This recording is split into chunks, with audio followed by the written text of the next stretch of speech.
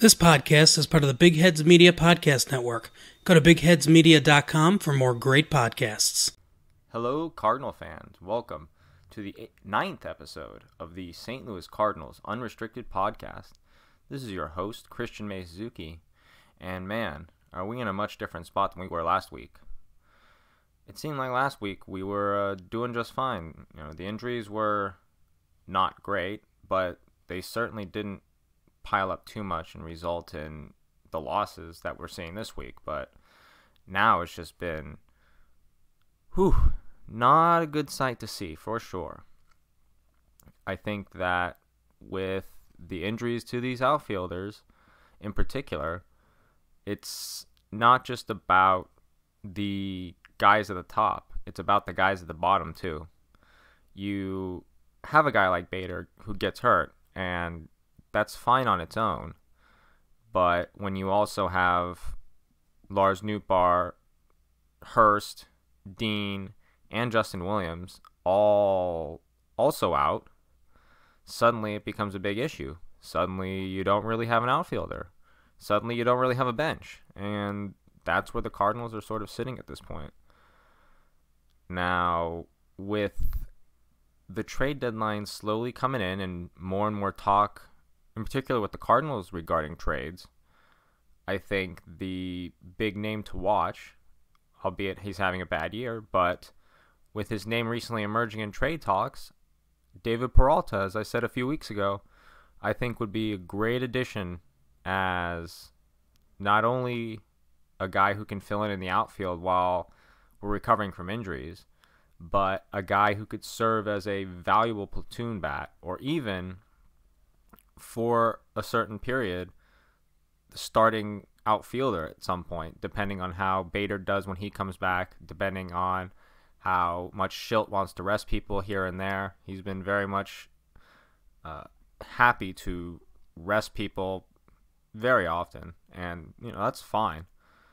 But if we're going to do that, having a guy like David Peralta who has the ability to start, but is also not making so much money where he needs to start in the eyes of the Bill DeWitt, and he can also just play off the bench, and he's a very cheap guy who is not committed for a very long time.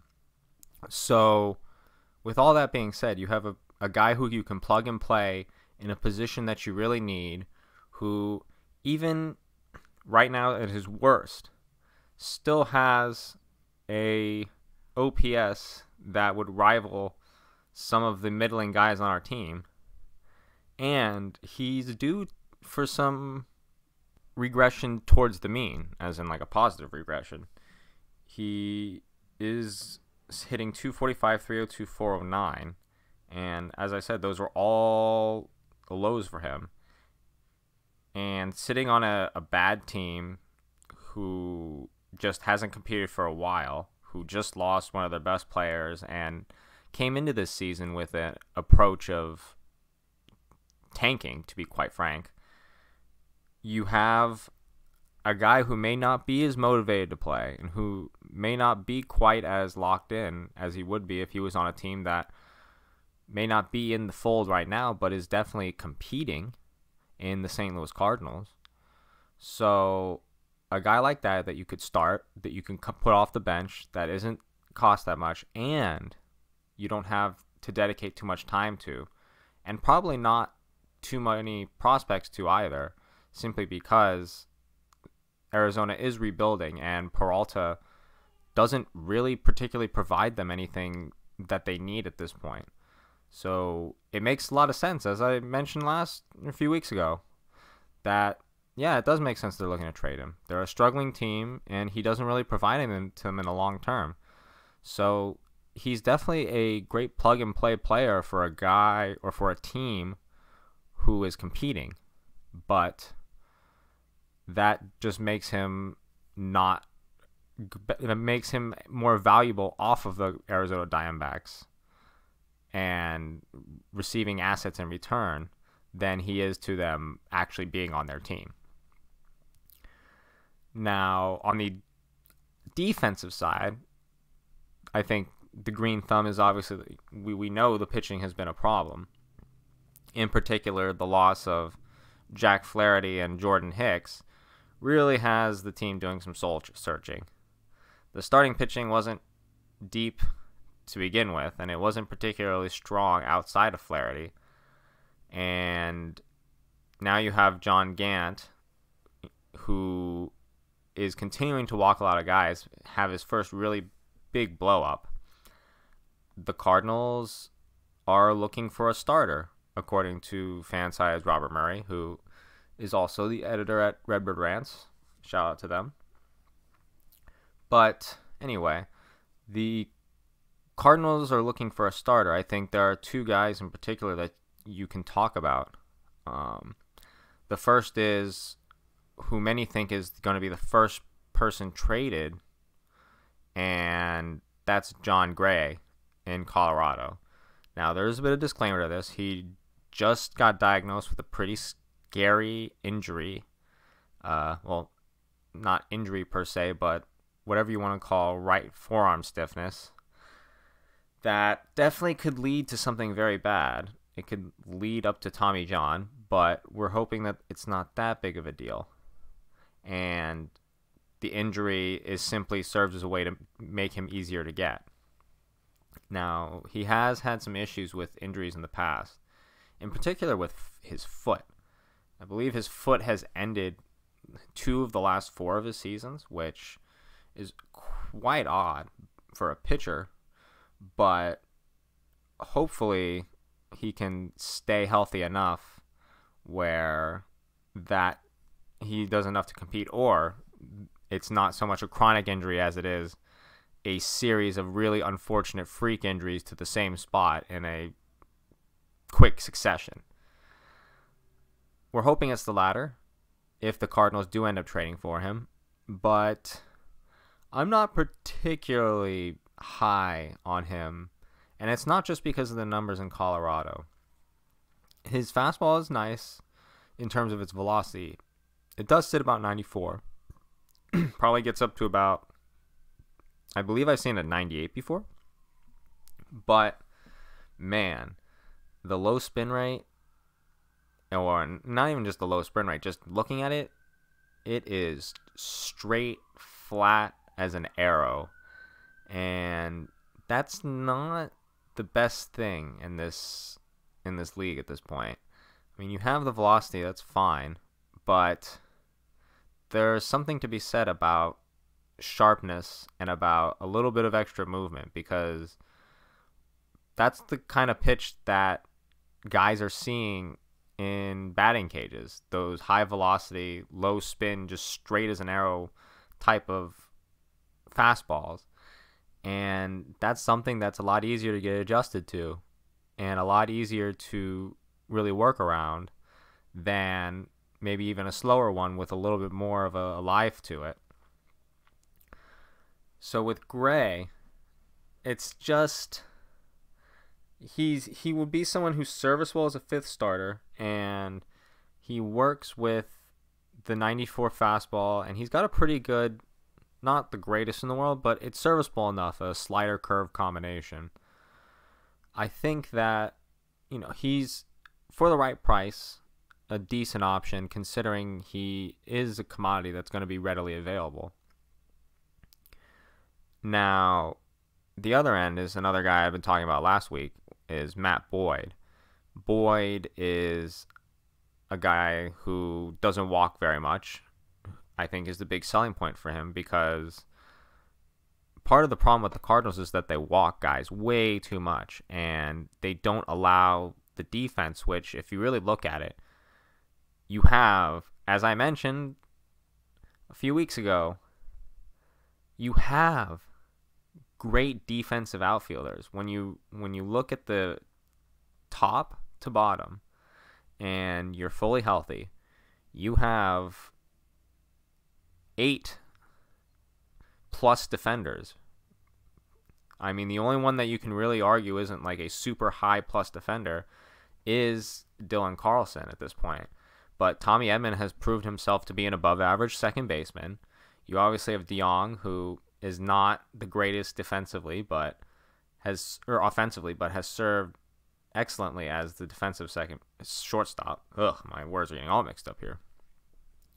You have Nolan Arenado at third, who obviously is a Gold Glove winner, proven defensive player. Same thing with Paul Goldschmidt, another guy who has, even on the Cardinals, proven, replacing Jose Martinez with Paul Goldschmidt, vaulted the defense basically from the bottom to the top of the league. And then you have, obviously, the outfield in O'Neill as a Gold Glover and Harrison Bader, who's one of the best outfielders in the league. And Yachty, there's nothing that needs to be said about Yachty. And suddenly, boom, look at that defense. Why are we not using that defense? Because we're walking too many people. So get a guy who keeps the ball in the zone, who doesn't walk a lot, but who has some decent stuff and might just need a change of scenery, similar to John Gray. And that's what Matt Boyd might be. So you look at a guy like that who has low velo, but he's got a good spin on his fastball, and it just looks like it's got a lot more life than the 91-92 would suggest. And it just looks sharper and out of the hand, and just got a little bit more pop to it. And his breaking stuff is pretty solid too. He's got a really nice loopy curveball. And, I just think that if we're going to get a starter, we should get a guy who has proven that he doesn't walk people. And that has proven metrically that he has good stuff. And that it is just a matter of them needing a change of scenery. It is just a matter of them needing to fix a certain thing that could be fixed with the St. Louis Cardinals. And you know what? I do think that is what Matt Boyd is. Am I as confident in Gray? Not so much. But I do think even with the inconsistencies and some of the struggles that he's had in Detroit, that Matt Boyd can be that guy. Especially if you slate him as a fourth or fifth starter as opposed to 1, 2, or 3. And why do I think that Detroit might end up trading him? Well, they've got a lot of really good young pitchers in Turnbull, and you got Skubal. You got plenty of guys that are starting to come up who can sort of take that top end of the rotation that he's currently serving as. And again, he's not the youngest guy, and Detroit is building up a young team. So he's another player who doesn't have the numbers where we would need to give up significant assets for him, yet could end up being a very, very, very big payoff for us, in my opinion, especially as a left-hander, because we all know how much Mozeliak loves his left-handers. And if we have one that has the potential to be solid and has the potential to serve as a inning eater and as a really nice fifth starter, or even as a nice fourth starter, then you might as well go for it for the low cost that it would probably incur. Now, another potential strategy, one that's probably more in the lab of my mind more than anything else. If you don't intend to make Gant a reliever at some point, you really do want to keep him as a fifth starter for the rest of the season, then instead of going for another starter, you could go and get another reliever and use an opener strategy as the fifth pitcher. Now, why would I suggest going to get a reliever? Well, I happen to notice that there is a particular team in our division who isn't playing particularly well and also has way more relievers than they can handle right now.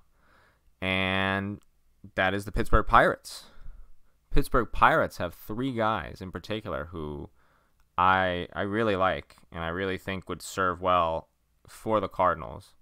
And I'll name them in order of my liking, I guess. Definitely not in the order of probability of acquiring them. In fact, it's probably the opposite of that. So The guy who I'd like the most, and who is the guy who we're probably not going to get, is Kyle Crick. Kyle Crick has one heck of a breaking ball as a lefty, and he's just got good stuff, and he's got the numbers to prove it. Sub 2 ERA the last couple of years, and he's a guy who just doesn't really get to pitch very much simply because of the Pirates, A, sucking, B, having too many relievers. Now, he's going to be a guy who's going to be valuable because of his age, because of his throwing hand, because he's got great stuff. But, I mean, if you can go get him from the Pirates, I mean, who knows? You never know with a bad team what you can fleece them out of. And if you can really sneak a Kyle Crick or something like that out of them, then please, please do. Now, the second guy, and the probably most biggest evidence that the Pirates have more relievers than they can handle and that they know what to do with, is Chad Kuhl. Chad Kuhl is a reliever. Chad Kuhl is also starting this year. Do I agree with Chad Kuhl starting this year? Absolutely not. Do I think he could serve as a good reliever? Probably. Absolutely. With the Cardinals, he could have great stuff. For sure. He certainly walks his fair share of people, yes.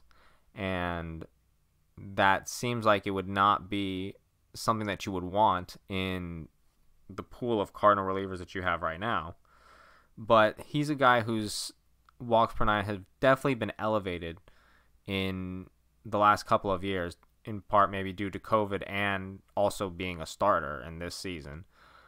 He certainly walked a lot before, but it's definitely not as drastic as it is now. And if he brings it back down to the numbers he had before, I think that he's got some really good, sharp stuff, and he could serve as a really solid reliever for us. Finally, the last guy, and the guy who's actually having a lot of success this year, but I'm not particularly sold on, is Richard Rodriguez, the closer. Now, he's the guy who is the number one on the block, simply because I think the Pirates have the same idea that I do, where they certainly value Kuhl and Crick more than they do Rodriguez. So if we're going for a reliever in this weird, obsolete strategy of mine, then Rodriguez might be the guy from the Pirates. But he might be a serviceable asset. At the end of the day, this team needs whatever help it can get, and if you can get a guy who has a sub 2 ERA out of the bullpen this year, who has served as a closer in, albeit not the highest pressure situations, because who cares if the Pirates win, but still serving as a closer and picking up saves for that team, you might as well, if you can make it happen without trying to give up too much. You know, obviously the big goal here is to get a starter, but if you can sneak this in and you can make Gant a reliever, or I'm sorry, a Gant an opener, because as we saw in the last start, it's only a matter of time before those walks and the lack of control and the high pitch counts really blow up in his face in several starts in a row. And it is managerial malpractice or malpractice of a team to see that coming and then not do anything about it and allow him to implode like that. It's not fair to him. It's not fair to the fans. It's not fair to the team. So do what you have to do to put your players in the best position to win. And if you are serious about winning this season, then either go get a starter that can serve as a good inning eater, or make Gant an opener and get a reliever and just sort of ride out the long haul and go get, when Flaherty comes back, we do what we can do to compete and we go from there. But right now there definitely does need to be some sort of help, because there is an injury bug, it seems. Like, it's almost like the St. Louis Blues gave their injury bug to the St. Louis Cardinals, and it's just proliferating. But this team is not in a good spot right now, as as optimistic as it was last year or last week. And I guess the question is that, are we really that surprised with all the injuries, with some of the struggles of guys this season? Is it really that much of a surprise that the team is struggling?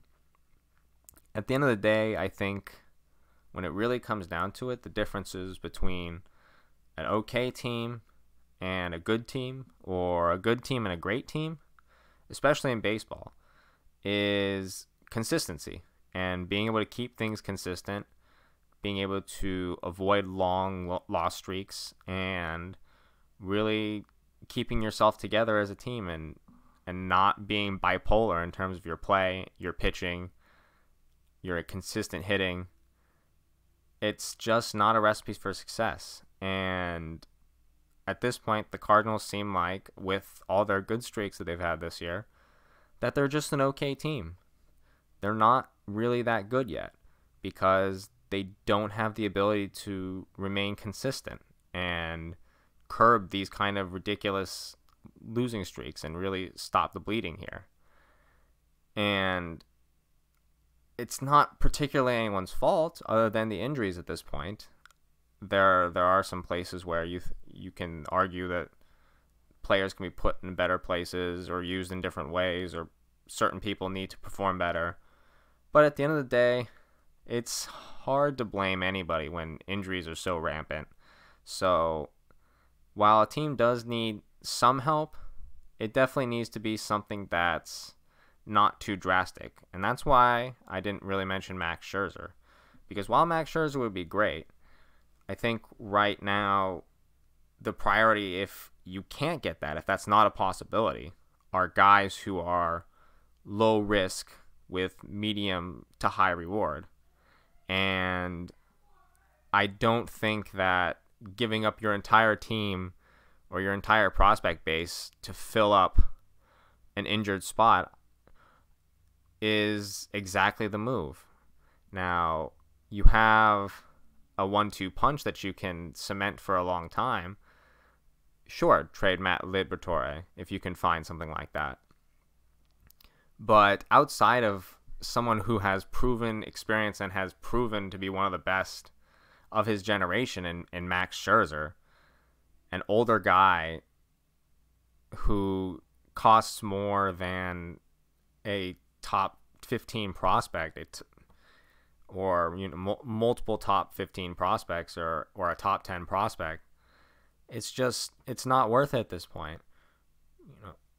We have excuse me, Nolan Arenado, based on the way things are going, is going to stick around for a decent amount of time.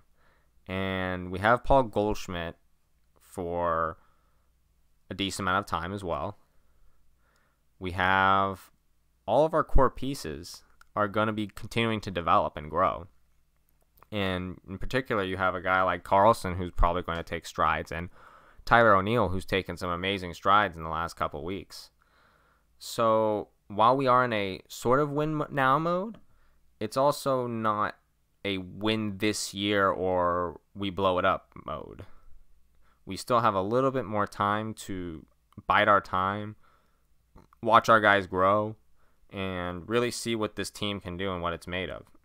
And I think that part of the problem with the way the Cardinals have approached things sometimes is just a lack of patience and a lack of allowing things to grow, in particular with some of the players that they've given up on, and that's a topic for another day. But I think that preaching patience here and not making a panic trade, not giving up big prospects in a panic mode is something to do. Now, again, if there is a trade that involves, for example, getting rid of Carlos Martinez in exchange for a high, a top tier, I don't know what pitcher off the top of my head, but let's say a tier 2 pitcher, someone who can serve as a very solid starter behind Jack Flaherty, which unfortunately we just don't have at this point. With Wainwright, with Martinez, with these guys just either struggling or just getting old, they do need to find one more dude to stick behind Flaherty for a little bit, because having Flaherty star in a pitching ERA of 4, as we've seen, is really not helping anybody. It's just, he's an 8-game winner, but it's still just bogged down by the fact that the 4 other guys just aren't able to perform. So it's a very difficult situation where, from a starter perspective, if you can get a guy that you can lock in for a long time, or if you can get a Max Scherzer, then by all means, go for it. Give up your prospects, give up whatever you need to. But moves made to win immediately now should not be made too drastically, because we still have some time.